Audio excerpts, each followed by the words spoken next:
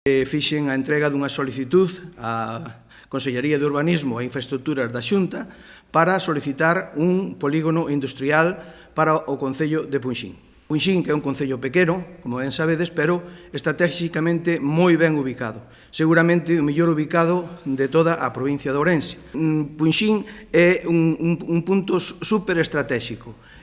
A autovía nacional AG53 que pasa por Punxín, que vai a Santiago, a autovía A52 de Vigo a Madrid, dúas carreteras nacionales, a Nacional 541 e a Nacional 120, que vai de Vigo a Madrid. Pois xusto onde está a Nacional 120 e a autovía que vai a A52, hai unha zona, concretamente na parroquia de Barbantes, que pensamos que é ideal para a creación dun polígono industrial. O sistema que levaríamos a cabo esta reconversión sería por o método de expropiación, porque é o máis fácil. Evidentemente é rústico, o precio prácticamente está catalogado e non hai un problema maior para convertir unha zona rústica onde non se pode facer absolutamente nada nunha zona industrial que ademais vai ser abonada con arreglo á lei aos propietarios dos terrenos. Prácticamente ten todos os servicios a man.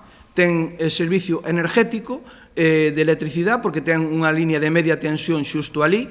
Temos tamén unha posibilidade xusto no lugar de os servicios básicos de auga, de alcantarillado. Prácticamente os gastos son mínimos e a autovía ao lado. O que facemos é temos un proxecto para acotar 20.000 metros cuadrados en principio nunha primeira fase para convertir en terreno industrial.